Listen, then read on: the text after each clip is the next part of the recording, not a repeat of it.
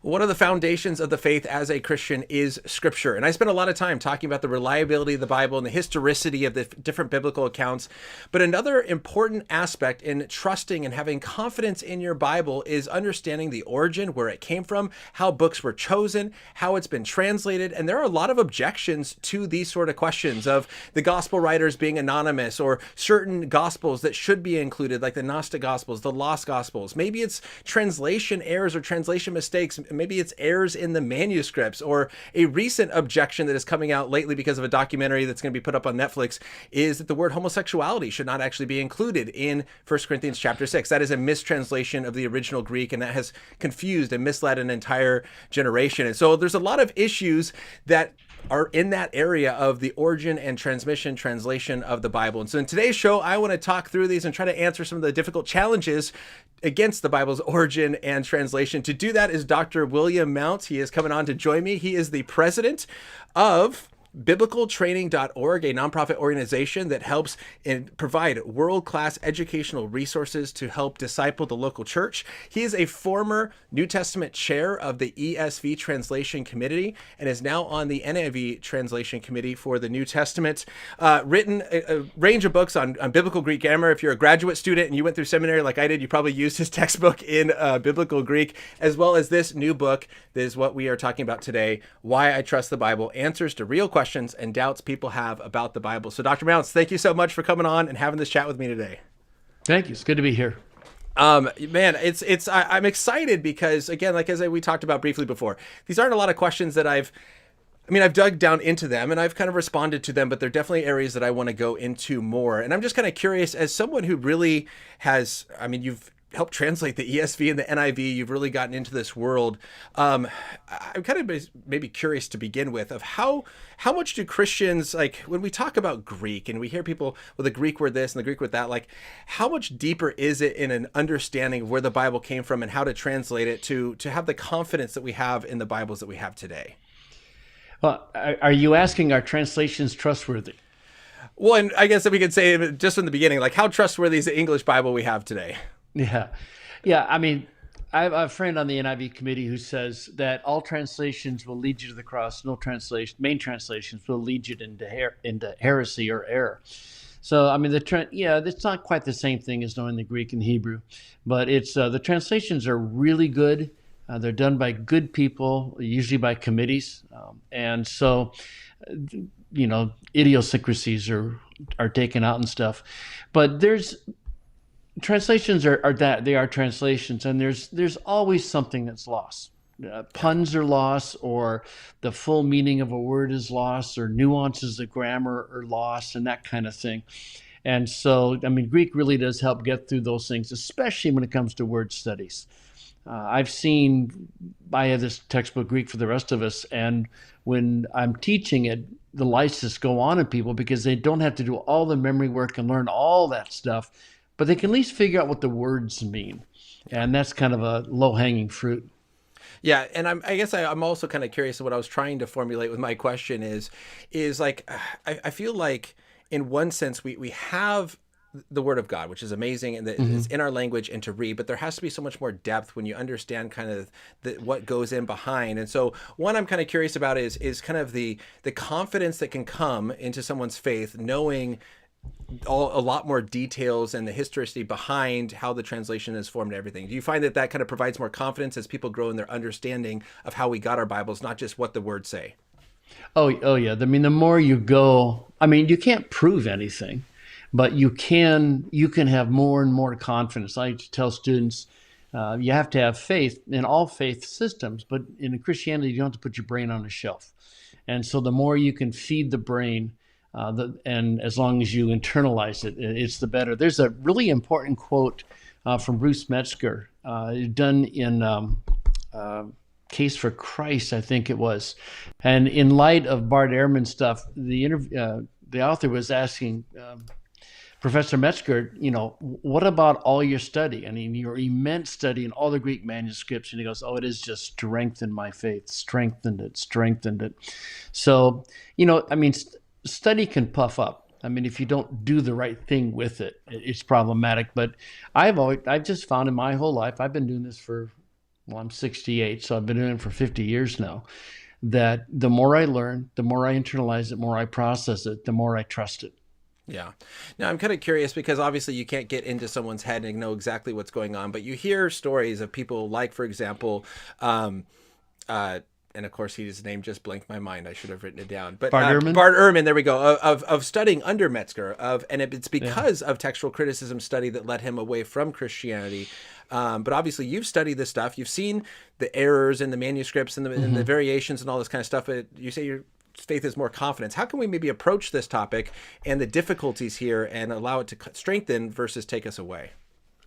Well, I mean, who knows why anyone moves away from the faith? Right. I mean, there's going to be a multiplicity of reasons. And text criticism may have alerted him to some problems, but I don't think any one set of issues can lead you really away from Christ. It has to be all tied up with other things going on in your heart. So I don't think just a pure academic study would produce a wayward Christian. So then what would you say to someone who is maybe having this kind of evangelistic conversation with someone else and they make the claim like it's because I think the gospel writers, the gospels are anonymous, or I heard about the lost gospels. And so this is causing me to question my faith. What can that person say to kind of maybe help guide the person through that questioning? My experience is that most people that ask those kinds of questions, that those aren't the real questions in their heart. That's kind of what I was trying to get at earlier. Yeah. That I had a friend who disappeared from, I was in college, and he just disappeared from, Campus Crusade for Christ and Navigators and all that kind of stuff. And when I finally found him, it was because of canonization, the issue of canon. But I don't believe for one moment that purely the issue of canon is what took him away from his faith. I think there probably were other things going on. So what I recommend to people is that there are some very legitimate things, but you always want to find out what the person's real question is. And depending upon the questions they're asking, it's pretty easy to find out what's going on. So, for example, some say, well, I just think the Gospel of Thomas should be in the Bible. And you just say, really, have you read it? I mean, you have to find it. If you want to actually have a discussion, you have to say it nicely. But I mean, that's the point. You can say, well, what is there about the Gospel of Thomas that seems so inviting? What does it teach you about Jesus? And what does it tell you about his life? And if they answer that, well, it tells me something about his life, then they obviously haven't read it, because Gospel of Thomas is just a bunch of aphorisms. And, the last one says, Jesus says, in order for Mary to get into heaven, she has to become a man. So it's easy to say, well, if you want the Gospel of Thomas in, have you read it? I can't believe the Bible because of all the contradictions. Really, could you share the one with me that really bothers you? Most people don't know where the problems are. And so that's why I always want to say, you want to find out what the real issue is. And in my experience, the real issue is not contradictions or canon. The real issue is the authority of the text, and they don't want to submit to it, and so they start throwing up smoke screens. Yeah. So then I'm curious what you would say is like, how important is it? Because obviously you've written a book to kind of address these questions that people have, the doubts that we have about the Bible when it comes to canonizations and the contradictions that you have in here. How important is it for us to be able to answer these questions and address these issues with maybe they're not kind of the key issue here? Well, I think it's really important. And I think as culture continues to shift away from Christ, as people like Bart Ehrman keep writing more books, and as people in social media and in the press are just leveling their shotguns at us now, it's not going to get better. It's only going to get worse. So I think that's why I took the time to write the book, because it's not a passing fad. In the past, there have been passing fads. About every 10 years, somebody comes out with a bestseller going, oh, here's all these books that the early church fathers hid, and blah, blah, blah. And they're always the same ones. So there have been passing fads, and sometimes you just need to kind of wait it out. But this is not a passing fad. Yeah, I think this is here for the long term, and I think Christians really need to know. They don't have to know everything, and that's why I cross-reference other books in my book to say, hey, if you want more on contradictions, go get Blomberg's book. He's going to talk about all of them. I'm only going to talk about 5 or 6 of them. Yeah, but it's. I think it's really important, but it's interesting. I mean, I speak a lot on this in churches and in different settings, and especially when I'm talking to parents I wrote the book for 17-year-olds and their parents. Which is an interesting way to try to write a book, because those are two really different demographics. But that's what's happening. Kids are going to school, they're being attacked, and then they're telling the parents they're walking away from the faith. And so what I have found, and when I'm talking to the parents, actually the kids too, but mostly the parents, that when they hear the issue and they get a basic answer, you can just see them kind of relax. Yeah.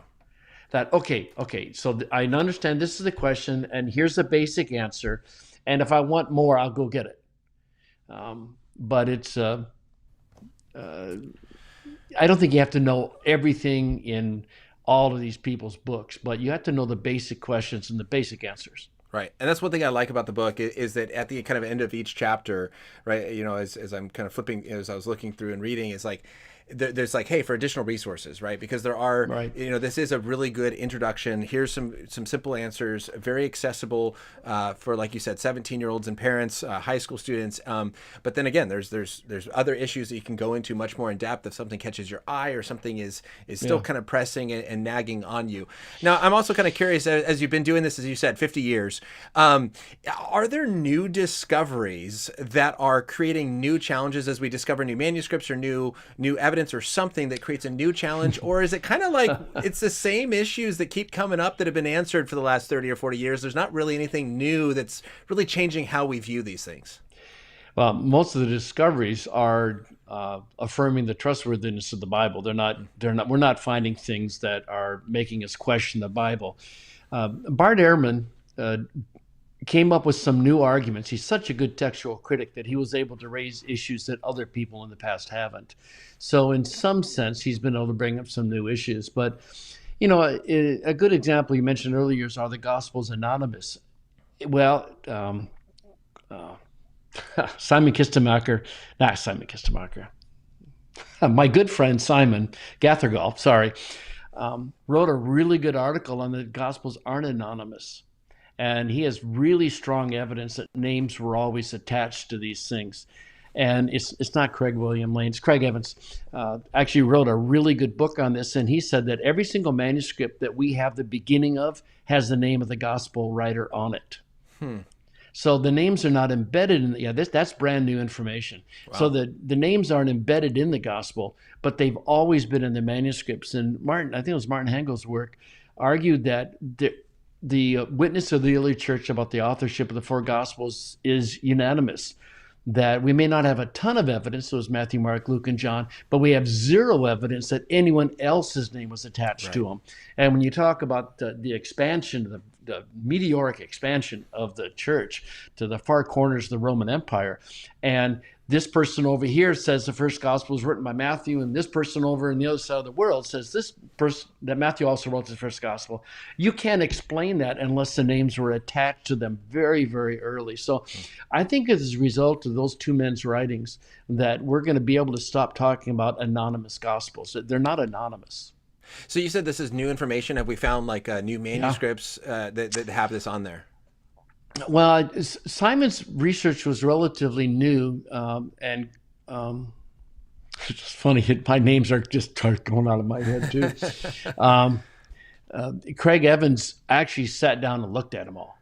Wow! And he did the homework, and he goes, "This is amazing." So I don't know people like Dan Wallace may have known this in the past, but hadn't made a deal out of it. Craig really did make a deal out of it. And okay. Did a very good job. Yeah. How I've explained it to my students before is like, this is one of the challenges that tries to discredit the Gospels right from the beginning, and our information that we have about Jesus is I'll tell my students of like, okay, if I wrote a letter to all of you and I said, dear students, this is what I want you to work on, but I don't sign my name to it. All of you know that I wrote it. And you all maybe are talking about that I wrote it, but I never put my name in the document. Right. And that's kind of the similar situation is no one's going along saying, well, no, John wrote it. Like all my students are saying, no, Mr. Pauly wrote this letter, even though my name's not in it. Is that a comparable analogy to what we had before this new discovery? Yeah. Except that then to continue your analogy, what happens when your students give their notes to other students, and then those students give them to other students, and all of a sudden, wait, was this Professor A or Professor B? I'm not sure. Which is why, the argument is very strong, I think, that because of the unanimity of the witness of the early church, along with Papias is a very reliable person, that you just don't have any controversies as to who wrote the four Gospels. And so, I mean, I think that's a really strong argument. Yeah, I think this is helpful to kind of get out there on, on the channel and try to spread the information, because it's one of those things where you sometimes talk to scholars and then you hear the popular level, internet blogs and whatnot and what they present forth. And often it's arguments that are like, no, we have evidence against this. It's not as valid anymore. Yeah. Awesome. So again, we are talking about this book right there, Why Should I Trust the Bible, by William D. Mounce. So kind of going along with this, I think another kind of question that I like to look more into, because I think it's deeper, and this is maybe where I was also going with my first question, is deeper than most Christians understand, is the canonization of Scripture and the 27 books of the New Testament. Because what I want to kind of get to as well is there are some books that people have questioned and have, there's like the more accepted books, and then there's the questioned letters. And most Christians maybe don't know that there's some letters that are questioned or have those kind of reservations maybe. Yeah. And so how is it that we got the 27 books of our New Testament? Well, I need to start by just referencing Michael Kruger's work. I mean, we are blessed to have, I don't know how the president of a seminary has time to write these books, but they are really, really, really good books. And so if your listeners have questions on canon, Michael Kruger, I think it's michaeljkruger.com, but anyway, his books are out there. And he has really done his homework. And so that's what's really, really helpful about his work. One of the things that he really argues, and I think convincingly, is that you have three different definitions of canon. And the only one that really matters, I think, is when did people recognize the divine authority in the writing? And that was instantly.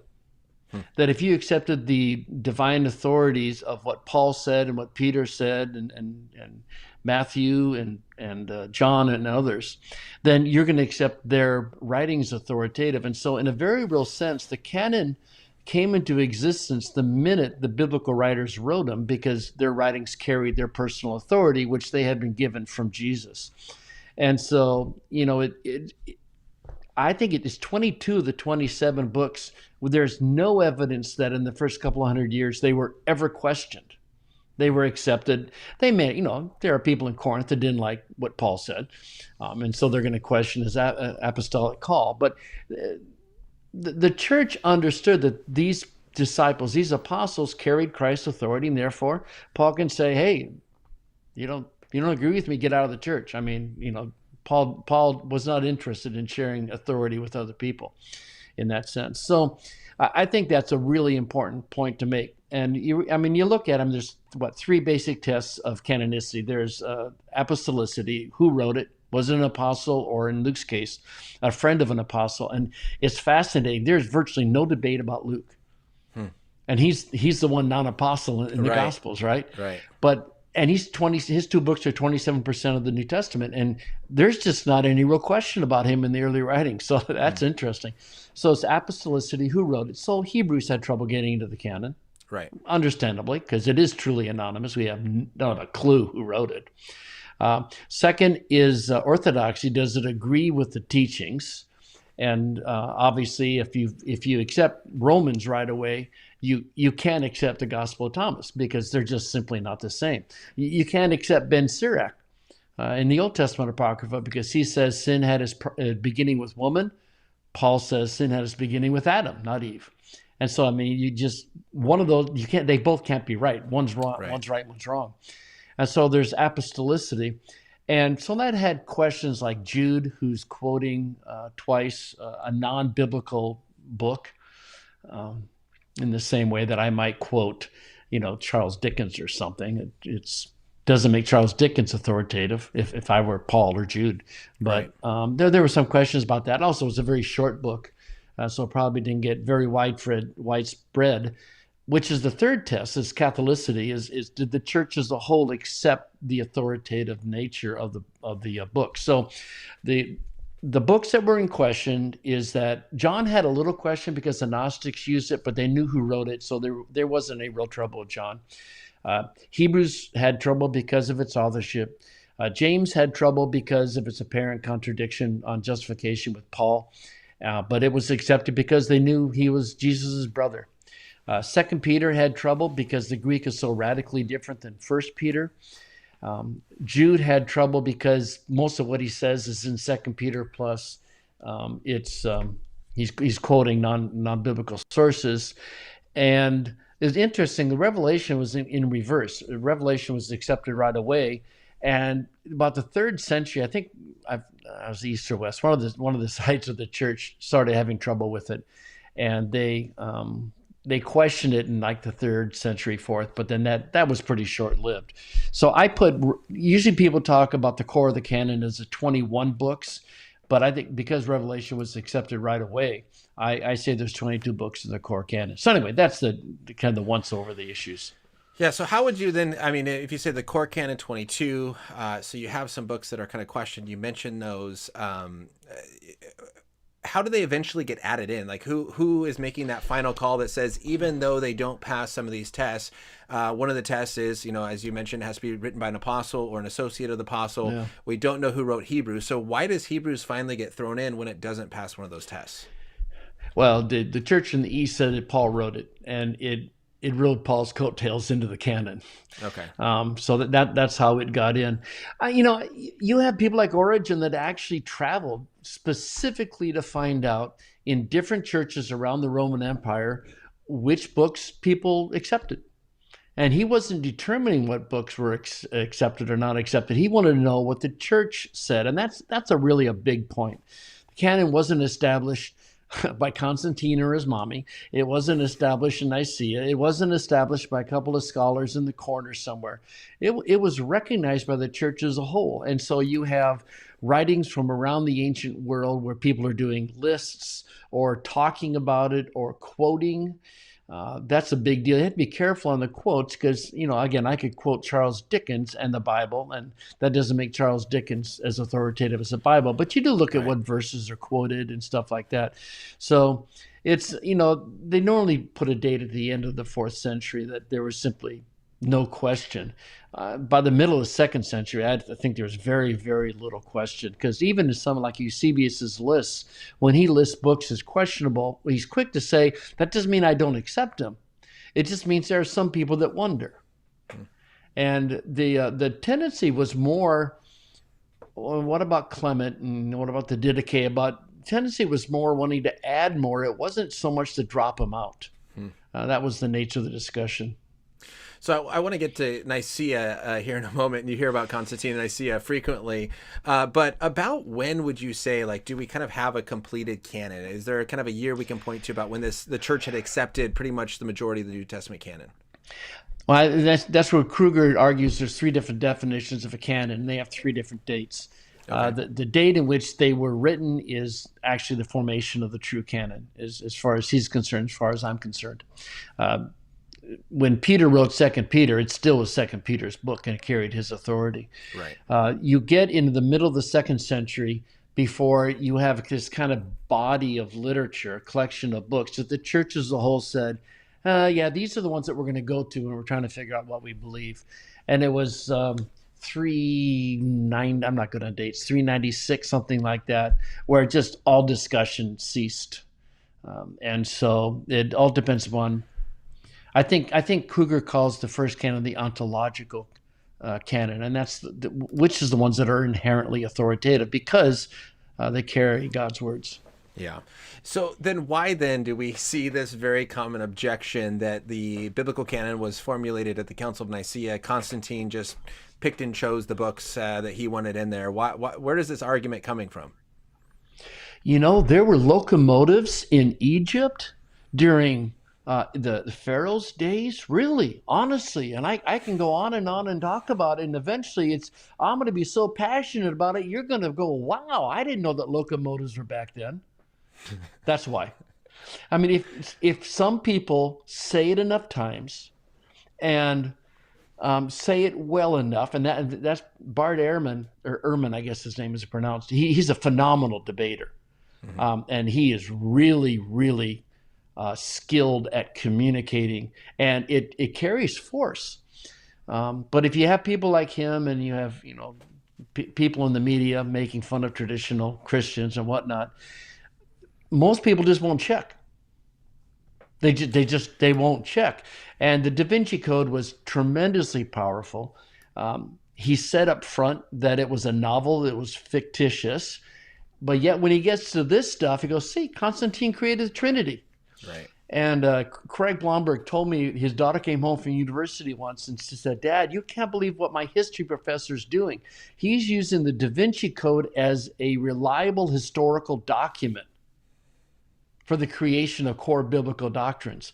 So even though the author says it's fiction, he presents it as fact, and people pick it up as fact because they haven't done their homework. Wow. I mean, we have the documents from Nicea. We know what was discussed. It was the relationship of God the Father to God the Son. So in one sense, it was concerning the Trinity, but he didn't make up the Trinity. It had nothing to do. Right. Canon was never discussed. Right. And so people say these things because, for whatever reason, and people don't do their homework. Yeah. And if you believe there are locomotives in Egypt and Pharaoh's day, I've got some swampland to sell you. a bridge to Brooklyn or something. Yeah. I over this last summer, I was on one of my trips that I do out to Salt Lake City, Utah, talking with some LDS members, and almost every conversation we got into, they would talk about how we know the books of the Bible were chosen at Council of Nicea, and so we're sitting there on the side of the road going, why does everyone think this is what happened? And so this one guy was walking by us, and one of the members of the group just yelled at him and said, "Hey, I have a question for you." And the guy's like, "What?" And he's like, "When I say Council of Nicea, what comes to mind?" And he goes, "Divinity of Jesus." And we went, "Oh, okay." And like, "What about the Bible's canon?" He goes, "I don't think so." And we're like, "Let's talk. This is it." And I was like, "Hey, someone."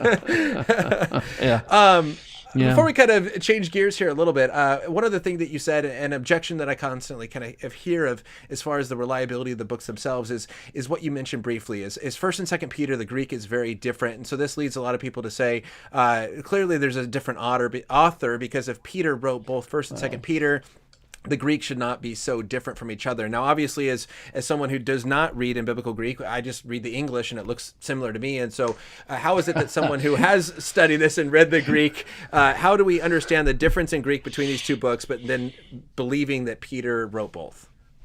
Yeah, I was just double checking something before I said it. 1 Peter 5:2, Silvanus was his amanuensis.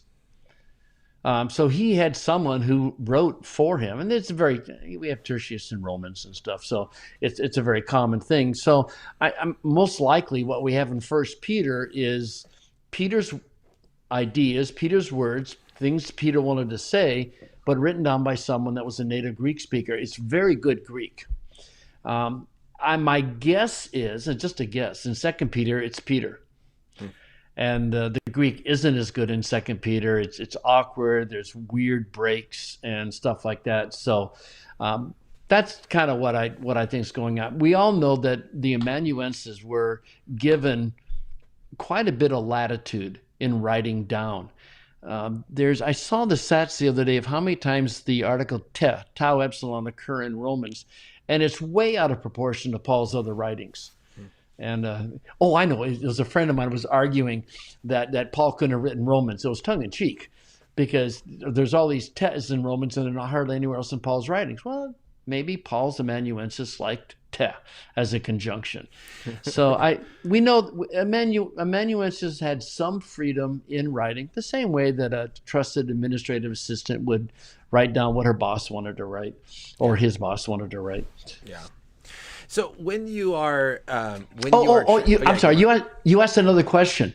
The reason you can't feel it is translators have, less in the NASB, more in the NIV, tons more in the NLT. Is the whole rule of English style, and this is part of the issue in translation. Is okay, I see the words, I see what the words mean. How do I say the same thing in English? And do I say it in stilted English so you can maybe see some of the Greek words behind the English, or do I say it in proper English?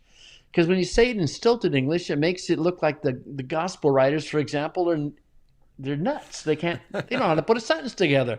And so what you have is you have a smoothing out of the language in translation committees, more so when it's an NLT kind of translation where it's really concerned that it be proper English. Yeah, well, that was going to be my next question, is how difficult is it sometimes to be the translator who is trying to smooth out awkward Greek sentences from 2,000 years ago? It's that's why we do it in committees, Yeah. and it's why we have translation philosophies. When I got on the NIV, it had already been established, so it was really nice. Although I didn't make hardly any suggestions for the first couple of years because it just took me a long time to figure out what the rhythm of the NIV was. And I didn't want to be making suggestions. I mean, the translator's role is to be consistent. Yeah. And that's what we get in these different translations. But they have different values on staying closer to the words or expressing the meaning clearly or expressing the meaning naturally. And so, so you kind of know where the translation fits. And then it's kind of like, no bird falls to the ground without your father. That's all the Greek says. Well, that's not English. Yeah. I think one translation says that, and it's not English. But, is it your father's care, your father's knowledge, your father's will? I mean, that's where the interpretation comes in. But generally, you actually want it to be an English sentence when you're done. Yeah. And when you are translating, I think, again, a lot of questions come up in translation. You often, I think people confuse translation and transmission, or, the Bible's been translated so many times. We think that it comes from all these languages, but really these committees are going back to, you often hear the original Greek, original Hebrew. How much work is being done as far as the textual criticism of comparing and contrasting all the different manuscripts of the same passage to first understand what the proper Greek is, then put it into the English you're trying to get it into? The nice thing is the text critics have really done a good job, and NA28 and USB 5 are magnificent critical works of looking at the different manuscripts and making decisions. Tyndale House came out with theirs that Crossway published, and I've done compare, and they're not that different. So, I mean, text critics have worked, and I used to tell my students, either you're a text critic or you have a life. You can't have both. I mean, it's just that's why Dan Wallace is so unusual, that he is a text critic and he does have a life. Yeah. But it's an all-consuming job. I mean, you have to know Greek so well. And then you have to be able to keep all these different manuscript differences in your head or quick access to them. So there are very few things that almost all liberals and almost all conservatives agree on, but they do on the work that text critics have done their work well. Wow. And there just isn't that much question left. I think Dan Wallace estimates that 0.4% of the New Testament is really up for grabs. Yeah. Is it Gergesenes or Gadarenes? Bethesda, I mean, different spellings. Right. Are you going to spell John's name with one or two news? Are you going to put a new movable on ST or not? I mean, that's the kind of thing that we're just not sure on, but that doesn't affect meaning. Yeah. And so really the questions come into is the meaning of the text, the interpretation of the text. What exactly does it mean? We're not really arguing about the original Greek and what that's talking about. Well, let me give you an example. This is a real interesting example. Was when the leper came to Jesus in Mark 1, did Jesus respond with compassion or indignant? And the NIV has caught a lot of flack for saying indignant. Because the internal evidence is overwhelmingly strong that that's actually what he said. But who was he indignant at? Was he indignant at the leper, or was he just mad that sin had messed up his world? So there's interpretive questions there. But very early on, the scribes, if that's the original reading, the scribes very early on had trouble and changed it to had deep compassion, which is what translations go with, because it's really hard to think at the beginning of his ministry, Jesus getting mad at a leper. But so there are a few passages like that, but very, very few. Yeah. So being on a translation team, I'm just kind of curious of how much pressure do you feel knowing that your choice of words or the committee's choice of words is going to impact millions of readers reading, you've been on the ESV as well as the NIV, two of the more popular translations. What kind of pressure is that in the job that you're doing? Well, there's two ways to answer that question. One is absolutely zero.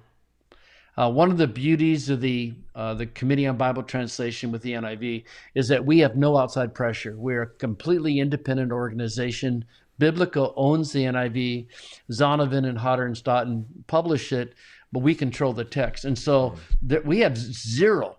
There's nothing compelling us. If we think the publisher won't like it, we don't even think about that, which is one of the real beauties of the CBT. On the other hand, it's terrifying because you realize the impact that one word can have. Because preachers will often preach on one word, or they'll hang a major point on one word. Just the other day in class, we were looking at the Holy Spirit ekbalo Jesus to the desert, and the NLT says compelled. Because the Holy Spirit can't cast Jesus. That's the general translation, but can't cast Jesus in the desert. But one of the students said, but compel sounds like he had legal authority over him. And he goes, oh my goodness, that is not the right word for ekbalo in that passage. But especially on the NIV, what a lot of people don't understand is the NIV is the base text for everything that Biblica does. And so if they're going to go translate, and they have hundreds of translations that they've sponsored around the world. And if they can find Greek and Hebrew scholars in that language group, they use the NIV. They're translated from the Greek and Hebrew, but they're using the NIV as a guide. If it's a people group where they can't find Greek and Hebrew scholars, then they translate from the NIV. So it's not just the English NIV, but it's people in Papua New Guinea that I will never meet until heaven. Right. Whose Bible based on the work that we're doing. Right. And boy, I tell you, we come into meeting prepared. We've done our homework. There's a humility on the group. There's a deference that's paid. When Simon starts talking about the Syriac, we listen to him because Simon knows Syriac better than anyone else in that group, I think. Yeah. So there's a deference to people. When we're in Romans, we listen to Doug move, but we still make up our own minds because every word is God's word, and it can be scary. So you really can answer two different ways. Yeah, and I think that's the second answer that where I take my very limited Greek training that I did in seminary, and I pretty much stay far away from the Greek now because of it. It's like, look, why do I think that I can just do a simple word study and I can come to a better understanding of what that word means? And maybe the people like you that are way smarter than I am, who's really put time and effort into understanding how to translate that better into English word than what I might think I get based on a 15-minute word study. Now, looking at these different translations as well, the NIV is done. The ESV is done. So what does it look like to be on a translation committee now that it's done? Are you updating? Are you going back? How can we say this better? What does the continued work look like with kind of the Greek is kind of set in a sense, it sounds like. And so what are you working on? Well, first of all, the NIV is not set. And it's the only translation that from day one was committed to being constantly updated. That's part of the DNA of the NIV. And, the NASB just came out with an update. RSV was updated, the NRSV. ESV has done some updates. The CSB was just updated from the Holman Christian, a while back. So they are doing it. The NIV is the only one. We meet every single summer, last week in June. And we are constantly looking at stuff. Sometimes it's because we will have learned something from archaeology, or someone will have written a really good article that really made us stop and think. So those things all play into it. But right now in the NIV, it's language. English language is moving so fast. And it's not just the gender language has done moved. So that's, thankfully, we don't have to deal with that. But, the subjunctive is going out of use. Who is being used instead of whom? The role of contractions. I mean, English is just, for a long time, the King James kind of, like Luther did in German, the King James held the evolution of language. It kept it from changing too much. And now it's just, the language is exploding. Yeah. And so, the story I love to tell is Darrell Bach was, when he became a Christian, he was reading the NASB. But he reads, and that's what he memorized out of. Daryl's a professor at Dallas Seminary, but he reads the Net Bible now. And he was down here in the Portland area doing a pastor's conference, and he was talking about John and John the Baptist and Jesus, and then he lapsed into memory, and he said, I am not worthy to stoop down and untie the thong on his sandal. And what's that? When was it NASB? That was just like 20 years ago, 25 years ago. And I went to him afterwards and I said, Daryl, I truly hope that you don't untie anyone's thong. He went, oh, did I say that? But there's a word that's totally changed in not too long of a time. Yeah. And he just needs to update his memory verses. That's all. Yeah, that makes sense. The language is changing. Yeah. That's true. That's very true. Now that leads me into one of the questions I think I had for you. Maybe the change that I saw is Luke chapter 7, the birth of Jesus, right? It's so common for us to go to a Christmas show. We're about to go to all these Christmas pageants and everything, if all those are allowed. And Mary and Joseph are going to walk up to an inn, and they're going to ask the innkeeper if there's room, and the innkeeper's going to say, sorry, there's no room, and then point Mary and Joseph to some sort of stable or cave or something in which they're going to go into. And you see in the ESV, other translations, it's translated, there's no room in the inn. When I took my New Testament class, I was told that's not the right translation. Even in the ESV, there's a footnote that says a better translation is guest room, that it's the same Greek word that was used as the upper room, and Jesus had the Passover in the upper room with his disciples, and we actually believe it was a relative's house. And in fact, his archaeological evidence shows us that there's no inn in Bethlehem. And so I just recently looked and I realized the NIV, and I don't know when the change happened, but the NIV now has guest room.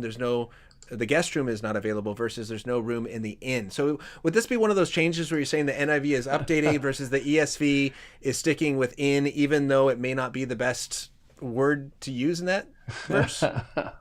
Yeah, you're right. I had forgotten that the NIV has guest room. It's a hard question to answer. I have no gag order. Other than I can't tell you what people on the CBT voted for on a verse by verse. But I'm trying to think of how to answer this question. Tradition plays a strong role in Bible translation. There's deference given to the King James. That's why, the 17 verses that were added to the Byzantine text type that got into the King James that the biblical authors never wrote. How's that for throwing out a controversial thing? Yeah. They, everyone is footnoted in the NIV, so those verses are all there. Well, why do that? Well, it's out of deference to the King James, and people's expectations, because it just feels weird to John.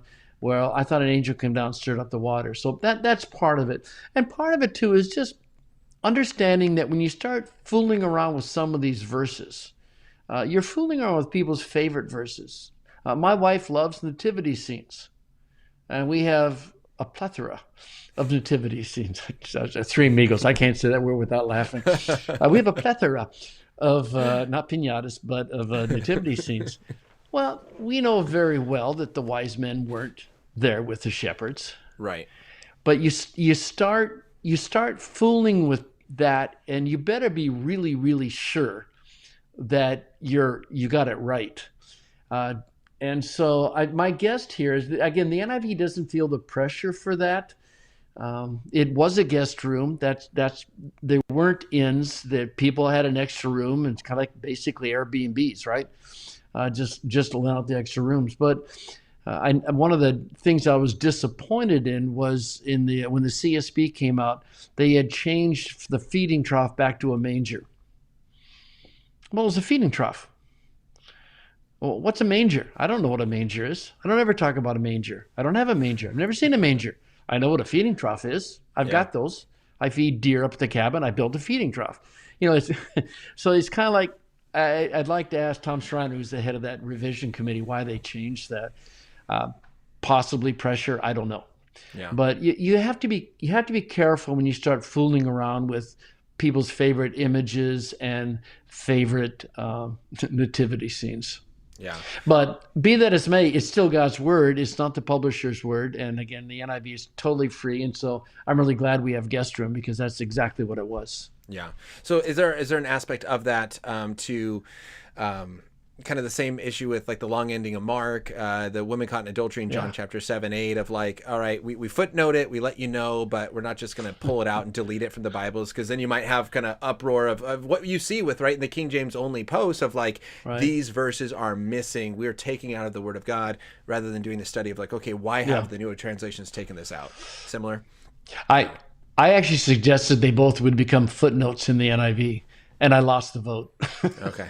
That'd be the longest footnote in the world, Bill. I said, well, we footnote all the other verses that were added, but again, it was too long. But every translation does something to say, hey, these things don't belong. There's lines above and below it. It's a different sized font, or it's italicized or something. So on those two, they're just, those passages are so long that it's hard to footnote them. But the 1 John 5 passage on the Trinity is footnoted, and John 5:4 with the angel stirring up the water is footnoted. So I just think, especially for those of us that were raised in the church and are used to reading, well, I was raised on the RSV, but a lot of people was raised on the King James. You don't want them, you want them to understand that we just didn't remove things willy-nilly.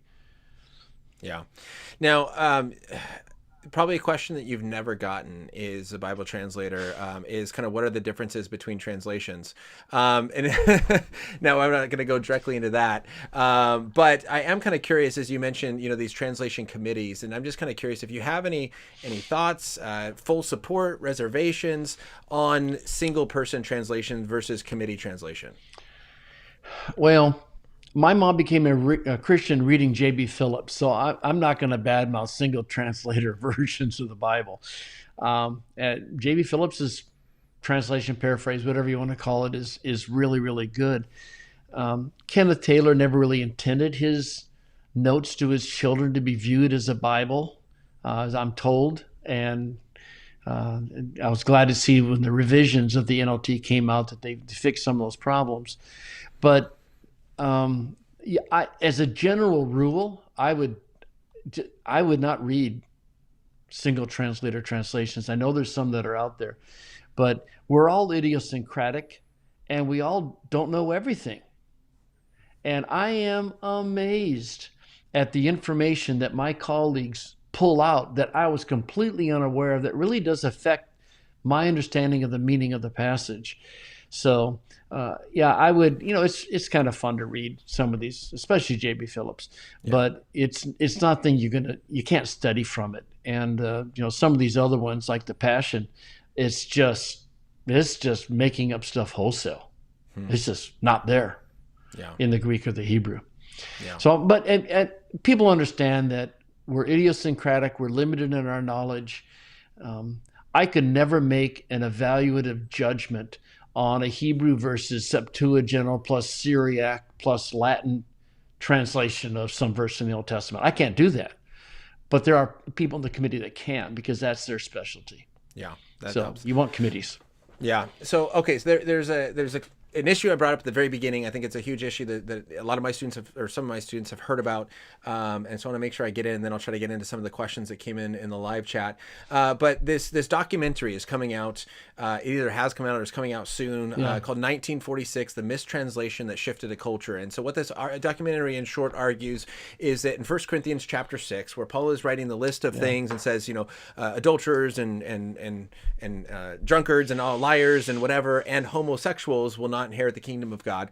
They argue that the Greek word arsenokoitai, if I'm saying that correctly, should not have been translated as homosexual, but the fact that the RSV added that in 1946 has led an entire generation astray to think that homosexuality is a sin, all based on one mistranslation. And so I'm just wondering if you can kind of speak into this translation of that word in 1 Corinthians chapter 6.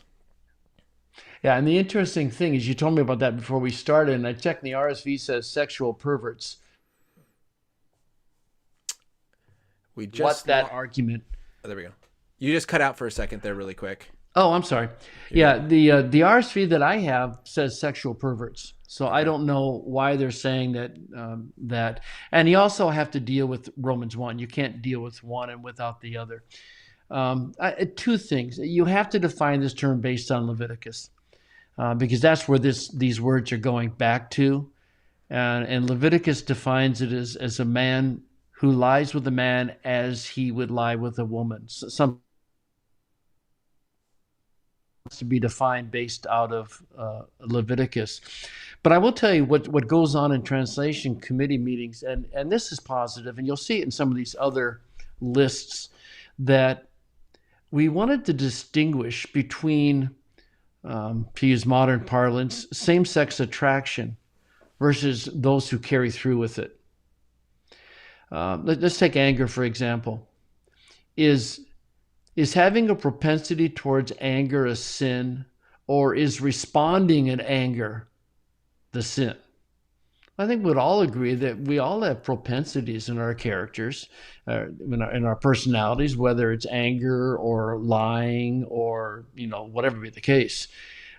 But it's when we let that propensity act out, and that's the problem. And so that's why see, which one was it? Well, the NIV says men who have sex with men. And the reason for that is that it's not the same-sex attraction that's the issue. It's the acting out of it. ESV, men who practice homosexuality. CBT, males who have sex with males. Interesting, the NRSV says male prostitutes, sodomites, and I think both of those are, I'm sorry, just sodomites is their translation of the word. Net Bible has practicing homosexuals. So that's what they're trying to. They're trying to be sensitive to something that I think is really important that they be sensitive to, and that is that that it's not. We all have chinks in our armor. Is that okay to say? We all have personal directions or tendencies that we all have, pride, whatever be the case. But it's not the propensity to pride. It's when you start acting like a proud and arrogant person that it's a problem. So those are the two things. But I would say, first of all, I don't know why they're mentioning the RSV. I'm not aware of the RSV ever having gone through a revision. Maybe it's the NRV. Now I'm questioning myself what translation, but it was whatever one that was being translated in 1946. Well, that's the RSV. Okay, yeah. Yeah, so, but that's at least in my version that I have, and like I say, I'm looking for, about this text. This one is dated this one's dated 1971. Okay, so I'm working with an update of the RSV, so maybe the 46 had the word homosexual, and then they changed it to sexual pervert. But,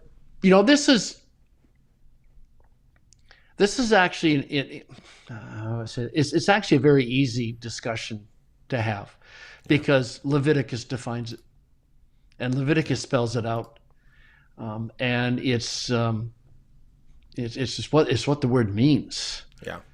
So I think that's helpful. Yeah. Awesome. But that's what's going on. That's what's going on in translation, not only this word, but of other in sin lists. We're all pretty careful about. It's the acting out of a personality trait that becomes the sin. Yeah, perfect. All right, we're going to jump into some questions here that came in for you. So let me change this so hopefully you can see the questions a little bit better. So This question from Slamar, and thank you, Slam, says, is Biblical Greek and Koine Greek interchangeable as a term? Your textbook says Biblical Greek. Yeah, there'd be exactly the same thing. Koine Greek. Okay. Biblical Greek, just the common everyday Greek that was spoken in the 1st century AD. Okay. And then do you have any idea, as far as the Gospels, of which book came first? Could Matthew have been written first? Gospels known as Matthew, Mark, Luke, and John. I know several people mention Matthew versus Mark. Do you have any idea on that one? Well, I mean, for the first 1,000 years or so, people thought Matthew was the first and Mark was an abridgment. But I think the scholarship is pretty much, I'm not a Gospels guy. I have to talk to Craig about that, but I think it's pretty much been accepted that of Mark in priority. The order is interesting, though, because Matthew is the most Jewish. And so and he starts with the genealogies, tying it into the Old Testament. So there's no question that Mark was the first, that ended up being the first. And then you got to get Luke close to Acts, and you've got to separate the synoptics from John. So you get Mark in second place. Yeah. Okay. Now, as far as the Septuagint, I don't know how much kind of work you've done there, but the question came in here. It said, would love to hear your thoughts on the Septuagint, Alexandria of Psalms 4, and how different the verb use is. Really changes the text. Doesn't bother me at all. Interesting. Any thoughts on that? Psalm 4. Did they give you a verse? No verse here. Just says Psalm 4, how different the verb use is. Oh. Interest in the Septuagint is growing, and I think it's a good thing, but it is phenomenally complex because you have, the beginning of the Septuagint in about 250 BC, and so you have the translation of the Pentateuch, and then the rest was done by people who weren't as good, all the way up until the time of Christ. And then you also have updating of the Septuagint text. So something that was translated in 250 may have been updated in 100. You also have the question of what Hebrew text were they working from? Is it a better text than the Masoretic text, or is it a different text than the Masoretic? I'm trying to think of, their voice goes out to the ends of the earth. I mean, it's the Hebrew is so awkward in that psalm that you tend to start looking at other sources. But you have evolution in the Hebrew text as well. We don't know how far back the Masoretic text goes. The Dead Sea Scrolls suggests it was pretty settled by the first century BC, but it's difficult. So you have all these variables, and so every translation that I'm aware of gives deference to the Masoretic text unless it just doesn't make sense. And if you can leave the consonants the same and repoint them, some people are willing to do that. I know in the NIV that if we felt we ever had to change the consonantal text in preference to the Septuagint, it's always marked. Yeah. We don't fiddle with the consonants without saying it. Perfect. That's very helpful. And Gima Joe, thank you so much for sending in that comment. Well, we only have a couple minutes left here. Again, just want to recommend your book to those who are watching. But I also love to just hear a little bit about what you're currently doing as the president of biblicaltraining.org, kind of what's going on there at that website, and then what can people learn there? Well, Biblical Training is committed to moving high-end, high-quality education into the church around the world for everyone. That's why it's free. And because of the donations from the professors and the donations from givers, that's why it's able to be free for everyone. And so we have 2,300 hours of lectures from classes and seminars. Our professors are from 17 different seminaries, and I added up just the other day, 51 different ministries. So we have a wide range, but the thing that's consistent is that they're all the best. When I go to look for someone, I always pick the first or the acknowledged first or second best. So we wanted something on Psalms, so we go to Walkie. I mean, there was no question. You go to Walkie, and so it has three layers. The foundations is for the church in general. The academy is for people who want a college level education, and the institute is for those who want a seminary level education. And the big thing that we're pushing is please take these classes as a group. Listen to it on your own. Get together in small group and process the information, because it's in the processing that you really learn. Right. Yeah. But we just wanted to move world-class education into the church where it belongs. Yeah, well, I appreciate that. And when I mentioned that you were coming on the show, pastor of my church went, oh my goodness, his website, biblicaltraining.org, is wonderful. And so I know that you're doing not only a lot of good work in helping us understand Scripture and having it readable in the NIV and ESV, but also in the training resources that you're putting out and this new book that you've done. And also your biblical Greek, which maybe you've had this comment before, but when I mentioned an MDiv graduate that you were coming on the show, it's like all of us MDiv students had a love love-hate relationship with Mounce because it was wonderful, but in the amount of Greek that we had to take, and I know. Hey, real quick, I spoke at the Torrey Institute at Talbot a while back, and I started by saying, I just want you to know that I apologize for all those sleepless nights and broken days that you all had. And they're all laughing. And then I said, I also want to know that I forgive you for everything you said about me in private. And the whole auditorium was dead quiet. And then they realized I was teasing them. They started laughing. But learning a language is hard. Yeah. It's not natural for most people. And it just takes time. So. Well, this person was a Talbot graduate and did go to Torrey undergraduate, Torrey honors and undergraduate at Biola. So, very good, very good. Well, Dr. Mounce, thank you so much for taking this time and having this conversation with us today. Well, I'm glad for the opportunity. Thanks. All right, everybody. I sure hope that this conversation has encouraged you as much as it did me. Some awesome, great resources here, as well as, again, check out this wonderful book. It is in the link below if you're watching on YouTube. And again, as always, there's interviews coming up. There's a question of the month at the end of the month, or question show where you can send in your questions, a Q&A show, and I'm trying to just address the concerns, the issues that you have, trying to help you more faithfully better understand what Christianity teaches, defend it well, and faithfully live it out. So thank you so much for joining me today, and I hope that you have a wonderful rest of your day, and God bless, and continue to think deeply about God, Jesus, Christianity, because they are worth thinking about. Thank you, everybody who came, asked questions, and commented there. Have a blessed rest of your day. Bye, everybody.